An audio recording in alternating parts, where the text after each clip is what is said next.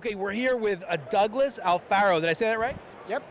And I walked by Wallbox and I thought, oh, and it said bi-directional charger, and I nearly just scraped the carpet with enthusiasm because this is really like a huge topic right now. The idea of bidirectionality, if I can say that, for an electric vehicle is just so exciting, especially in Hawaii right now. We have like boatloads of EVs. We all have solar. Please let us use them to power our homes. What is going on here, Douglas? Yeah, no, definitely. I think that what we were really tasked with as a company, Wallbox is a relatively young company. We were founded in 2015.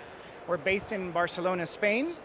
We started in Europe. Now we're a leader in the AC charging market for home residential charging, and slowly started expanding our footprint from Europe to China to just now opening offices in the US where we're bringing products.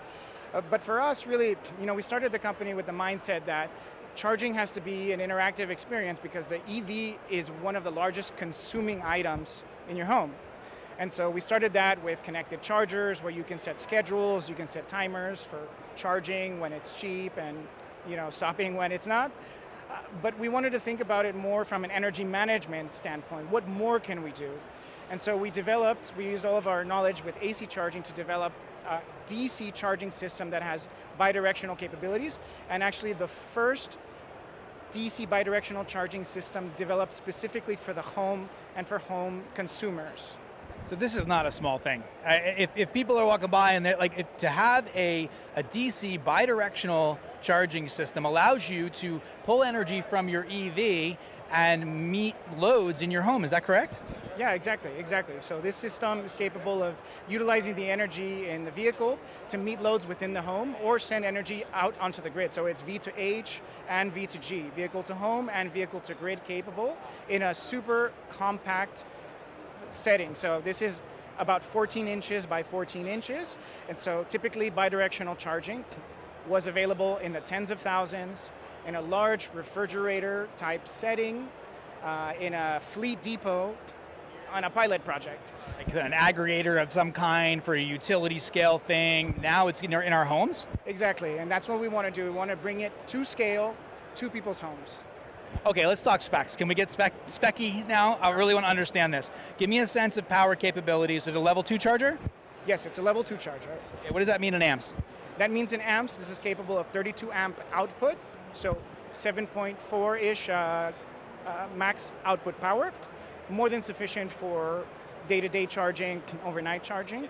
But the killer app is that it's bidirectional capable, also 7.4 kilowatt to your home and to the grid. So you can power your full home, you can send energy. I got goosebumps. Right, if you have experience with home storage or solar, 7.4 kilowatt is pretty meaty. So here's the thing, if I've got a 10 kW solar system, I've got a bidirectional charger, and can this marry up to any EV, or are there restrictions, or?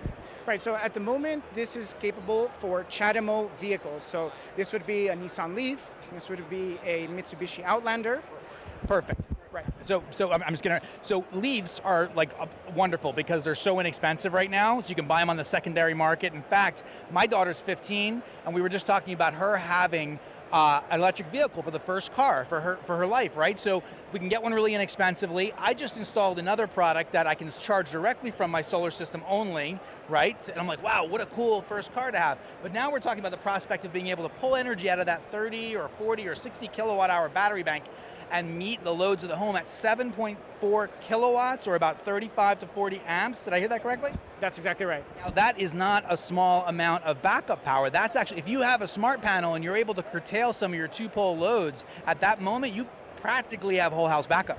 That's exactly right. That's exactly right. And that's actually, you've touched on what the next evolution of this product is going to be, which is emergency backup power. So if the grid comes down, this is going to be capable of utilizing that battery pack, 40, 50, 60. We even have 100 kilowatt hour packs in the very near future that could power your home for 3, 4, 5, 10 days of critical loads, or even full loads for 2 or 3 days. And so you have something that not only talks to the grid and provides those services, but something that could provide a service to you, the user, with a product you already have, which is your electric car. Is this available now? This is available now in Europe. It's coming to the US by end of year. How much does it cost? Target price for this is going to be $4,000, actually below $4,000 for US customers. I like it.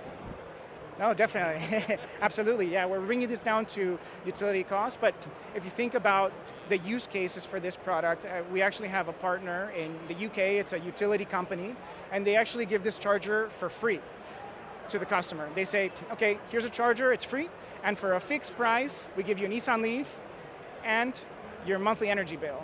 Why? Because now they can tap into a network of bidirectional chargers to offset peaks, do frequency response, all kinds of services. The utility wants access to that great roving battery asset, so they're saying, hey, let's give you a plug to make that happen. Exactly, but even as a user, you have a return on investment for the first time with a charging station because you can play with the different tariffs. If you want to come home and set the washer, set the dryer, you can use your battery backup, your car, to do that, and then charge it overnight. This is really interesting. I had an interview with a fellow that you may know, Raghu Bellora, founder of Enphase, a couple weeks ago, and he talked about a marketplace of buyers and sellers.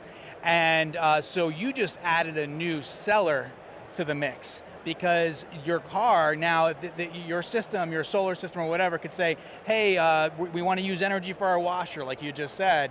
Where is it cheapest? Is it cheapest from our solar panels? Well, it's in the middle of the day, it pretty much is. Is it cheapest from our batteries? Or is it cheapest from the grid? Or is it, if the batteries are empty on your home and the grid's expensive tariff at that moment, you can go to your car now.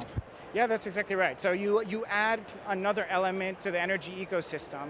And in other countries, like in the UK and Germany, this is very advanced. So you have secondary markets, you have aggregation markets, you have a very dynamic market for energy that you as a consumer can tap into, or an aggregator can support you in tapping into, or you can take advantage of yourself day to day.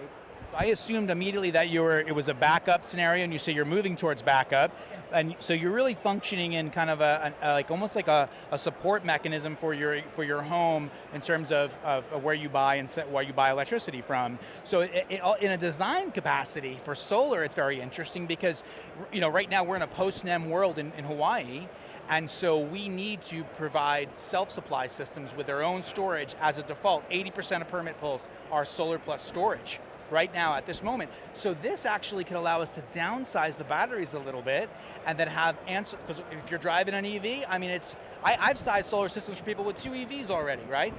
Exactly, you've actually touched on a really important use case, and that's that the battery backup can only be the necessity that you have at the moment, because that car can have much larger storage capacity that you've already paid for at a super cheap per kilowatt hour price.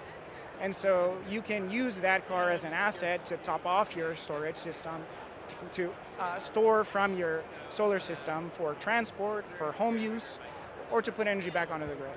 Well, I can't thank you enough. Douglas Alfaro from Wallbox. Thank you so much to the kind lady here that's holding my camera and making sure we get a good video here. This is probably, from a renewable energy guy, the coolest thing I've seen yet here at CES. So thank you for doing the hard work. Really appreciate it. All right.